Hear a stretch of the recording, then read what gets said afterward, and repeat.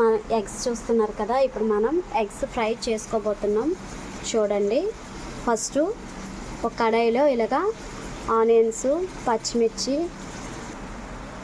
కొద్దిగా కరివేపాకు,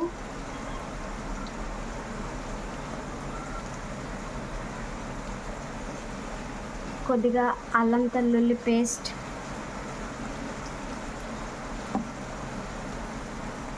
కొద్దిగా తెల్లుల్లి అన్నీ వేసుకొని ఫ్రై చేసుకోవాలన్నమాట.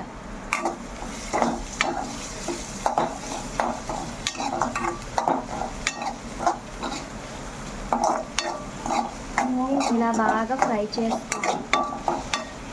చూసారా, బాగా ఎర్రగా అవ్వాలన్నమాట. అన్నీ వేసుకొని ఇలా తాలించేసుకోవాలి. ఇలా బాగా వేసుకోవాలి. కొద్దిగా ఉప్పు, కొద్దిగా మసాలా,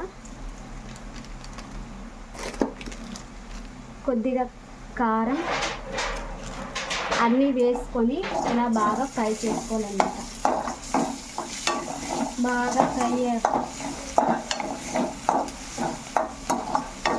చూసారా, ఇలాగ ఎర్రగా వేగాలన్నమాట. ఇలా బాగా ఫ్రై అయిన తర్వాత ఇందులో ఎగ్స్ వేసుకోవాలన్నమాట. ఎగ్స్ వేసుకోవాలి.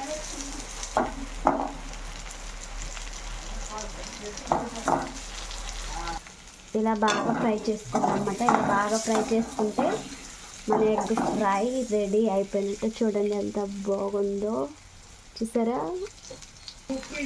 చూసారా మన ఎగ్ ఫ్రై ఎంత బాగుందో. బాగా ప్రిపేర్ అయిపోయింది ఫ్రెండ్స్. చూడండి, లైక్ అండ్ సబ్స్క్రైబ్. బాయ్.